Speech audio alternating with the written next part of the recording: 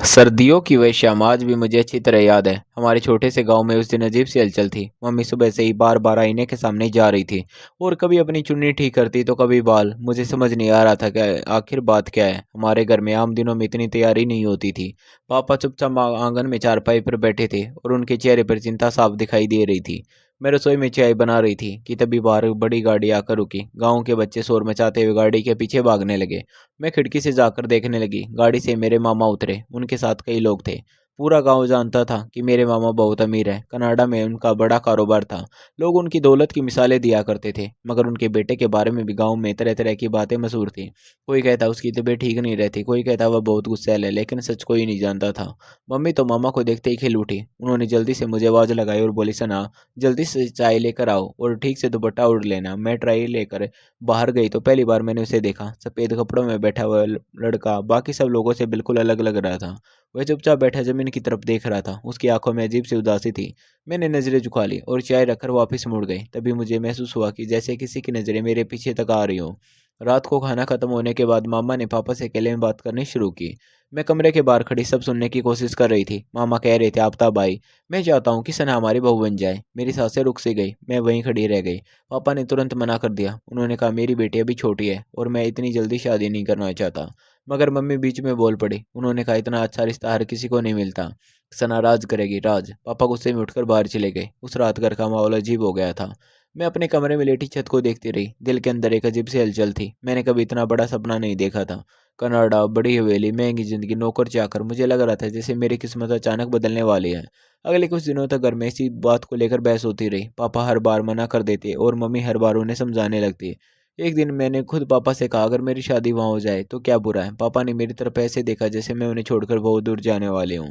उन्होंने बस इतना कहा, बेटियां दौलत से नहीं इंसान से खुश रहती हैं। उस समय मुझे उनकी बात समझ नहीं आई। मैं तो बस बड़े सपनों में खो चुके थे। कुछ दिनों बाद मामा फिर आए। इस बार उनके साथ ढेर सारे तोहफे थे, महंगे कपड़े, गहने, मिठाइयाँ। पूरा घर सामान से भर गया। रिश्तेदार आने लगे। सबकी नज़रें मुझ पर थी। कोई कहता, सना की किस्मत खुल गई। कोई कहता, इतना बड़ा घर हर किसी को नहीं मिलता।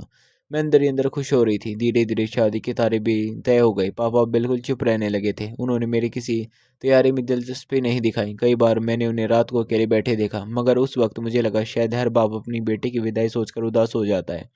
शादी वाले दिन पूरा घर रोशनी से जगमगा रहा था। मैं लाल जोड़े में बैठी थी। मेरी सहेलियां मुझे छेड़ रही थी, मगर मेरे दिल की धड़कनें बहुत तेज थी। मैं बार बार सोच रही थी कि आखिर मेरे होने वाला पति कैसा होगा। मैंने उसे सिर्फ एक बार दूर से देखा था। निकाह के बाद जब विदाई हुई तो पापा ने मुझे गले लगाया और बहुत देर तक कुछ नहीं बोले। उनके हाथ कांप रहे थे। मेरी आंखें भी भर आई, मगर अगले पल मैंने खुद को समझा लिया कि अब मेरी जिंदगी नई होने वाली है। हवेली पहुंचते ही मैं हैरान रह गई। इतना बड़ा घर मैंने जिंदगी में पहली बार देखा था। हर तरफ रोशनी, बड़े बड़े कमरे, महंगे पर्दे, चमकता फर्श। मुझे लगा सच में कि मैं किसी और दुनिया में आ गई हूँ। मामी मुझे ऊपर एक बड़े कमरे में ले गई। कमरे में इतनी खूबसूरत सजावट थी कि मैं बस देखती रह गई। उन्होंने मुस्कुराकर कहा, अब ये कमरा तुम्हारा है। मैं शर्माते हुए पलंग पर बैठ गई। दिल इतनी तेजी से धड़क रहा था कि मुझे अपनी सांसें सुनाई दे रही थी। थोड़ी देर बाद कमरे के दरवाजे पर दस्तक हुई। मेरा दिल और जोर से धड़कने लगा। दरवाज़ा खुला और कोई अंदर आया। मैंने नज़रें झुका ली। वह धीरे धीरे मेरे पास आकर बैठ गया। उसकी आवाज़ बहुत नरम थी। उसने पूछा, सफ़र में ज़्यादा थकान तो नहीं हुई? मैं हैरान थी। उसकी बातों में अजीब सा सुकून था। उसने मेरा हाल पूछा, मेरे गाँव के बारे में पूछा, यहाँ तक कि मेरी पसंद नापसंद भी। धीरे धीरे मेरा डर कम होने लगा। फिर उसने मुझे एक छोटा सा डिब्बा दिया। मैंने खोला तो उसमें एक खूबसूरत अंगूठी थी। वह मुस्कुराया और बोला, असली तोहफा मैं बाद में दूंगा। पहली बार मैंने हिम्मत करके उसकी तरफ देखा। वह बेहद सलीकेदार और समझदार लग रहा था।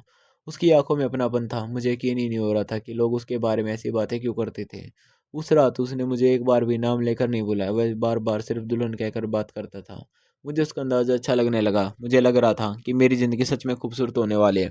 सुबह मेरी आँख खुली तो कमरे में सन्नाटा था। वह वहाँ नहीं था। मैं तैयार होकर उसका इंतज़ार करने लगी। तभी दरवाज़ा खुला और मामी अंदर आई। उनके साथ एक दूसरा लड़का था। उसके बाल बिखरे हुए थे, कपड़े अस्त-व्यस्त थे और वह अजीब सी हरकतें कर रहा था। मैं घबरा गई। मामी ने मेरा हाथ पकड़कर कहा, सना, अब से तुम्हें रुबाब का ख्याल रखना होगा। मैं कुछ समझ नहीं पाई। तभी वह लड़का अचानक पलंग पर बैठ गया और बच्चों की तरह बातें करने लगा। मेरे पैरों तले ज़मीन खिसक गई। मैंने काँपती आवाज़ में पूछा, कल रात मेरे साथ कौन था? मामी की आंखें झुक गईं। कमरे में सन्नाटा छा गया। मेरे हाथ से अंगूठी नीचे गिर गई। ऐसे लगा जैसे एक ही पल में मेरे सारे सपने टूटकर बिखर गए हों। मैं दीवार के सहारे नीचे बैठ गई। मेरे कानों में सिर्फ एक आवाज़ सुनाई दे दे रही थी कि मेरे साथ बहुत बड़ा धोखा हुआ है। तभी बाहर से रिश्तेदारों की हंसी की आवाज़ आई और मुझे पहली बार उस हवेली के अंदर अजीब सा डर महसूस हुआ। मैं काफ़ी देर तक फर्श पर बैठी रही। आंखों से आंसू लगातार बह रहे थे, मगर आवाज़ जैसे गले में अटक गई थी। सामने बैठा हुआ लड़का कभी मुस्कुरा देता तो कभी बच्चों की तरह कमरे की चीज़ों को छूने लगता। उसकी हरकतें देखकर मेरा दिल और बैठता जा रहा था। मम्मी ने धीरे से मेरा कंधा दबाया और बोली, सना, हिम्मत रखो बेटा, सब ठीक हो जाएगा। मगर मुझे उस वक्त उनकी कोई बात सुनाई नहीं दे रही थी। मेरे कानों में सिर्फ वह एक ही बात घूम रही थी कि मेरे साथ बहुत बड़ा सच छुपाया गया था। थोड़ी देर बाद मामी उस लड़के को अपने साथ लेकर चली गई। मैं कमरे में अकेली रह गई। मैंने आईने में खुद को देखा और रात की दुल्हन सुबह कुछ और बन चुकी थी। चेहरे की चमक गायब थी और आंखों में डर उतर आया था। मुझे अपने पापा की बातें यादें आने लगी। उन्होंने कितनी बार इस रिश्ते में से मना किया था। उस समय मुझे लगा था कि वह मेरी खुशी नहीं चाहते, लेकिन आज पहली बार एहसास हुआ कि उन्हें पहले से सब पता था। दोपहर तक मैं कमरे में से बाहर नहीं निकली। आखिर शाम के वक्त नौकरानी आई और बोली, बेगम, नीचे आपके मम्मी पापा आए हैं। मैं भागती हुई नीचे गई और पापा को देखते ही उनके गले लगकर रोने लगे। मेरे आंसू रुकने का नाम नहीं ले रहे थे। पापा बार बार मेरा सिर सहला रहे थे, मगर उनकी अपनी आंखें भी भरी हुई थी। मैंने रोते हुए कहा, पापा, आपने मुझे यहाँ को क्यों भेज दिया? मेरे साथ इतना बड़ा धोखा क्यों हुआ? पापा ने भारी आवाज में कहा, बेटी, मैंने बहुत कोशिश की थी, मगर मैं हार गया। तेरी माँ ने ये रिश्ता सिर्फ दौलत देकर मंजूर किया। उन्हें लगा था कि तेरा भाई बड़े कॉलेज में पढ़ सकेगा और हमारा घर बदल जाएगा। मैं सन रह गई। मैंने मम्मी की तरफ देखा। वह नजरें झुकाई खड़ी थी। मेरे अंदर जैसे गुस्से का तूफान उठ गया। मैंने कांपती आवाज में कहा, आपने मुझे बेच दिया। मम्मी रोने लगी और बोली, मैंने जो किया तुम्हारे भविष्य के लिए किया। वहाँ गांव में तुम्हारी जिंदगी क्या थी? यहाँ कम से कम तुम्हारे पास सब कुछ तो होगा। मैं जोर से बोली, इंसान की खुशी पैसे से बड़ी होती है। पापा ने तुरंत मुझे चुप कराया, क्योंकि नौकर से खड़े सब सुन रहे थे। उस दिन पहली बार मुझे अपनी माँ से दूरी महसूस हुई। उनके जाने के बाद मैं देर तक आंगन में बैठी रही। हवेली बहुत बड़ी थी, मगर उस वक्त मुझे वह किसी कैद खाने जैसी लग रही थी। रात को रुबाब फिर कमरे में आया। वह इस बार काफी शांत था। उसने आते ही मुझसे पूछा, तुम नाराज हो क्या? उसकी आंखों में मासूमियत थी। मैं चाहकर भी उसे गुस्सा नहीं कर पा रही थी। वह कभी बच्चे जैसा लगता तो कभी अचानक बिल्कुल समझदार बातें करने लगता। उसने मेरे सामने बैठकर तकियों को सजाना शुरू कर दिया। फिर बोला, देखो, ये हमारी गाड़ी है और हम बहुत दूर घूमने जाएंगे। मैं बस उसे देखती रह गई। उसी वक्त मुझे एहसास हुआ कि यह इंसान खुद अपनी ज़िंदगी से कितना टूटा हुआ है। अगले कई दिनों तक मैं वेले के माहौल को समझने की कोशिश करती रही। नौकर सब कुछ चुपचाप करते थे। घर में हर कोई रुबाब से डरता भी था और उसे लेकर दुखी भी था। कभी वह पूरे दिन कमरे में बंद रहता तो कभी अचानक बाहर निकलकर बच्चों की तरह भागने लगता। कई बार वह गुस्से में चीज़ें इधर उधर फेंक देता और फिर खुद भी डर कर कोने में बैठ जाता। मामी हर वक्त उसके पीछे लगी रहती थी। मैं धीरे धीरे समझने लगी थी कि उन्होंने सालों से ये सब अकेले सहा है। एक शाम मैं छत पर खड़ी थी। हवा बहुत तेज चल रही थी। तभी पीछे से किसी ने धीरे से मेरा नाम लिया। मैं मुड़ी तो सामने वही आदमी खड़ा था जो शादी की रात मेरे कमरे में आया था। मेरा दिल जोर से धड़क उठा। वह पहले से बिल्कुल अलग लग रहा था। सलीकेदार कपड़े, साफ चेहरा और आंखों में अजीब सी गंभीरता। मैं घबराकर पीछे हट गई। उसने धीमी आवाज में कहा, डरो मत, मैं सिर्फ तुमसे बात करना चाहता हूँ। मैंने गुस्से में कहा, तुम कौन हो और उस रात मेरे कमरे में क्यों आए थे? वह कुछ पल तक चुप रहा, फिर बोला, उस रात जो कुछ हुआ उसके लिए मैं शर्मिंदा हूँ। मुझे ऐसा नहीं करना चाहिए था। मैं समझ नहीं पा रही थी कि आखिर ये सब क्या है। मैंने पूछा, क्या तुम रुबाब के रिश्तेदार हो? वह हल्का सा मुस्कुराकर बोला, इतना समझ लो कि मैं इस घर से बहुत करीब से जुड़ा हूँ। उसकी बातें मुझे और उलझा रही थी। तभी नीचे से किसी ने आवाज़ लगाई और वह जल्दी से वहाँ से चला गया।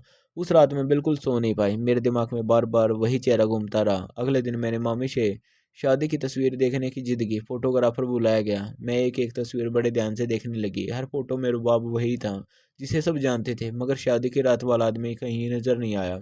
मेरा दिल और बेचैन होने लगा। मुझे लगने लगा जैसे वेले में कोई बहुत बड़ा राज छुपाया हुआ है। धीरे धीरे दिन गुजरते गए। मैं पहले जैसी नहीं रही थी। मेरे चेहरे की मुस्कान गायब हो चुके थे। कई बार मैं अकेले बैठकर सोचती, अगर मुझे पहले सब पता होता तो क्या मैं ये शादी करती। मगर फिर मुझे पापा की हालत याद आती और मैं चुप हो जाती। एक रात हवेली में बहुत हंगामा हुआ। रुबाब अचानक घर से गायब हो गया था। सारे नौकर उसे ढूंढने बाहर निकल गए। मामी रो रो कर बेहाल थी, मगर पता नहीं क्यों उस वक्त मेरे दिल में अजीब सा सन्नाटा था। मैं अपने कमरे में जाकर बैठ गई। तभी खिड़की पर हल्की सी आवाज़ हुई। मैं घबरा कर उठी। खिड़की खुली और वो वही आदमी अंदर आ गया। इस बार मैं डरने के बजाय गुस्से से भर गई। मैंने कहा, आखिर तुम चाहते हो क्या हो? वह धीरे धीरे मेरे करीब आया और बोला, मैं सिर्फ ये चाहता हूँ कि तुम खुद को अकेला मत समझो। मैंने उसे रोकते हुए कहा, मेरी जिंदगी पहले ही बर्बाद हो चुकी है, अब मुझे और परेशान मत करो। उसने बहुत ध्यान से मेरी तरफ देखा और बोला, तुम्हारी आंखों में हर वक्त दर्द दिखाई देता है। मैं बस इतना चाहता हूँ कि तुम मुस्कुराना मत भूलो। उसकी आवाज़ में अजीब सा अपनापन था। कुछ पल के लिए मैं चुप हो गई, मगर अगले ही पल मुझे अपनी हद याद आ गई। मैंने सख्त आवाज़ में कहा, जो रिश्ता सही नहीं होता, उसका अंत भी सही नहीं होता, इसलिए बेहतर है कि तुम यहाँ से चले जाओ। वह हल्का सा मुस्कुराया, जैसे उसे मेरे जवाब की उम्मीद थी। फिर बोला, तुम बाकी लोगों जैसे नहीं हो। इतना कहकर वह खिड़की से बाहर चला गया। उसी वक्त नीचे से रुबाब की आवाज़ आने लगी। मैं भागकर नीचे गई तो वह आंगन में बैठा रो रहा था। उसके हाथ में हल्की चोट लगी हुई थी। मामी उसे संभालने की कोशिश कर रही थी। मैं भी आगे बढ़ी, मगर उसने गुस्से में कहा, रहने दो सना। उस वक्त मुझे पहली बार एहसास हुआ कि शायद मामी भी मुझसे डरने लगी हैं। मैं चुपचाप वापस कमरे में आ गई। रात को देर तक नींद नहीं आई। मेरे दिमाग में वही बातें घूमती रही। आखिर वो आदमी कौन था? उसे मेरे बारे में इतना सब कैसे पता था? और सबसे बड़ी बात यह है कि जब भी वह मेरे के सामने आता तो मेरा दिल इतनी अजीब तरह से बेचैन क्यों हो जाता था? अगले दिन सुबह वो बहुत शांत था। वह कमरे में आया और बिना कुछ कहे खिड़की के पास बैठ गया। काफ़ी देर बाद उसने धीरे से पूछा, सना, अगर कोई इंसान बाहर से टूटा हुआ लगे तो क्या ज़रूरी है कि वह अंदर से भी वैसा ही हो? उसकी बात सुनकर मैं हैरान रह गई। मैंने पहली बार उसकी आंखों में गौर से देखा। वहाँ सिर्फ मासूमियत नहीं थी, वहाँ बहुत गहरा दर्द छुपा हुआ था। उसी पल मुझे महसूस हुआ कि इस घर की कहानी उतनी आसान नहीं जितनी ऊपर से दिखाई देती है। उस रात रुबाब की बात मेरे दिमाग में बार बार घूमती रही। मैं देर तक खिड़की के पास बैठी बाहर अंधेरे को देखती रही। हवेली के बड़े आंगन में सन्नाटा फैला हुआ था। कभी कभी किसी नौकर के कदमों की आवाज़ सुनाई देती और फिर सब शांत हो जाता। मेरे दिल में अजीब सी बेचैनी थी। मुझे लगने लगा कि इस घर में हर इंसान कोई न कोई सच छुपा रहा है। अगले कुछ दिनों तक रुबाब का व्यवहार पहले से अलग रहा। वह ज़्यादा शांत रहने लगा था। अब वह कमरे की चीज़ें भी नहीं फेंकता था और न ही पहले जैसी हरकतें करता था। कई बार वह घंटों किताब हाथ में लेकर बैठा रहता, मगर पढ़ता कुछ नहीं था। उसकी आंखें जैसे कहीं बहुत दूर खो जाती थी। सना उसे समझ नहीं पा रही थी। कभी वह बिल्कुल मासूम बच्चे जैसा लगता और कभी उसकी बातें इतनी गहरी होती कि सना खुद सोच में पड़ जाती। एक शाम सना मामी के कमरे में गई तो वह पुराने एल्बम देख रही थी। सना को देखते ही उन्होंने जल्दी से एल्बम बंद कर दिया, मगर जब तक उसकी नज़र एक तस्वीर पर पड़ चुकी थी। तस्वीर में रुबाब बिल्कुल अलग दिख रहा था। साफ सूट पहने, चेहरे पर आत्मविश्वास और हाथ में कोई ट्रॉफी थी। वह किसी कॉलेज फंक्शन की तस्वीर लग रही थी। सना हैरानी से तस्वीर को देखती रह गई। मामी ने गहरी सांस ली और बोली, ये सब बहुत पुरानी बातें हैं। सना ने धीरे से पूछा, क्या रुबाब पहले बिल्कुल ठीक था? उनकी आंखें भर आई। उन्होंने कहा, मेरा बेटा बहुत होशियार था सना। उसे गाड़ियों का बहुत शौक था, पढ़ाई में भी सबसे आगे रहता था, मगर घर की हालत ने उसे अंदर से तोड़ दिया। सना चुपचाप उनकी बातें सुनती रही। पहली बार उसे रुबाब के लिए सिर्फ डर नहीं बल्कि दुख भी महसूस हुआ। उस रात जब सना कमरे में वापस आई तो देखा रुबाब खिड़की के पास बैठा बाहर देख रहा था। उसने बिना उसकी तरफ देखे कहा, सना, क्या तुम्हें कभी ऐसा लगा कि इंसान अपने ही घर में अजनबी बन जाए? उसकी आवाज़ बहुत धीमी थी। सना कुछ जवाब नहीं दे पाई। फिर वह धीरे से उसकी तरफ मुड़ा और बोला, लोग सिर्फ वही देखते हैं जो उन्हें दिखाया जाता है, असली दर्द कोई नहीं देखता। सना उसकी बातें सुनकर और उलझती जा रही थी। अगले दिन हवेली में कुछ मेहमान आए हुए थे। सब लोग नीचे बैठे बातें कर रहे थे। सना भी मम्मी के साथ बैठी थी। तभी एक औरत ने धीरे से कहा, बेचारे रुबाब का क्या कसूर था? अगर घर का माहौल ठीक होता तो आज वह ऐसा ना होता। मामी की आंखें तुरंत झुक गई। सना ने पहली बार महसूस किया कि इस घर की कहानी गांव में फैली अफवाहों से कहीं ज्यादा गहरी है। रात को सना छत पर टहल रही थी कि अचानक पीछे से वही आवाज आई जो कई दिनों से उसकी दिल के में हलचल मचा रही थी। वह मुड़ी तो वही आदमी सामने खड़ा था। इस बार उसकी आंखों में मुस्कान नहीं थी। वह कुछ पल तक सना को देखता रहा, फिर बोला, तुम पहले से ज्यादा उदास लग रही हो। सना ने सख्त आवाज में कहा, तुम बार बार यहाँ क्यों आते हो? अगर किसी ने देख लिया तो बहुत गलत होगा। उसने हल्की आवाज में कहा, गलत और सही का फैसला हमेशा हालात नहीं करने देते। सना उसकी बात समझ नहीं पाई। फिर वह अचानक बोला, अगर तुम्हें किसी दिन सच पता चला तो शायद तुम मुझसे नफरत नहीं करोगे। सना का दिल जोर से धड़कने लगा। उसने पूछा, आखिर कौन हो तुम? वह कुछ देर चुप रहा, फिर धीरे से बोला, अगर मैं कहूँ कि मैं वही हूँ जिससे तुम्हारी शादी हुई है तो सना के पैरों तले जमीन खिसक गई। वह घबराकर पीछे हट गई। उसने तुरंत कहा, आवाज नीचे रखो, मैं तुम्हें सब समझाऊंगा। सना के हाथ कांप रहे थे। उसने कहा, यह झूठ है, रुबाब तो नीचे है। वह हल्का सा मुस्कुराया, मगर उसकी आंखें उदास थी। उसने कहा, नीचे जो इंसान है वह भी मैं ही हूँ और जो तुम्हारे सामने खड़ा है वह भी। सना की सांसें तेज हो गई। वह कुछ समझ नहीं पा रही थी। फिर उसने धीरे धीरे सारी बातें बतानी शुरू की। उसने कहा, बचपन से घर में हर दिन झगड़े होते थे। पापा मम्मी से हमेशा नाराज रहते। छोटी छोटी बात पर आवाजें ऊंची हो जाती। मैं डर जाता था। एक दिन मैंने खुद को बीमार दिखाना शुरू किया ताकि उनका ध्यान लड़ाई से हट जाए। शुरू में यह सिर्फ डर था, मगर धीरे धीरे सबको यकीन होने लगा कि मैं ठीक नहीं हूँ। फिर हालत ऐसे बने कि मैंने वही चेहरा सबके सामने बना लिया। उसने आंखें बंद करते हुए कहा, मुझे लगा था अगर मैं ऐसा रहूंगा तो कम से कम घर टूटेगा नहीं। सना हैरान होकर उसे देखती रही। उसने आगे कहा, मगर धीरे धीरे मैं खुद अपनी असली पहचान भूलने लगा। लोगों ने मुझे दया की नज़र से देखना शुरू कर दिया। रिश्तेदार दूर हो गए, दोस्तों ने मिलना छोड़ दिया। मैं इस नकली ज़िंदगी में कैद हो गया। उसकी आवाज़ भरा गई थी। उसने कहा, शादी का फैसला मेरा नहीं था। मैं शादी नहीं करना चाहता था क्योंकि मुझे डर था कि कोई लड़की मेरी वजह से दुखी होगी। मगर जब मैंने तुम्हें देखा तो पहली बार लगा कि शायद मेरी ज़िंदगी बदल सकती है। सना ने धीरे से पूछा, तो शादी की रात तुम मेरे कमरे में क्यों आए थे? उसने नज़रें झुका ली और बोला, क्योंकि मैं जानना चाहता था कि तुम मुझे समझ पाओगी या नहीं। मुझे डर था कि अगर मैंने पहली रात सच बता दिया तो तुम मुझसे नफरत करोगे। इसलिए मैं तुम्हारे सामने अपने असली रूप में आया। सना की आंखों में से आंसू बहने लगे। इतने दिनों का डर, गुस्सा और उलझन जैसे एक साथ बाहर आने लगी। उसने कांपती आवाज में कहा, तुम्हें अंदाजा है मैंने क्या सा है?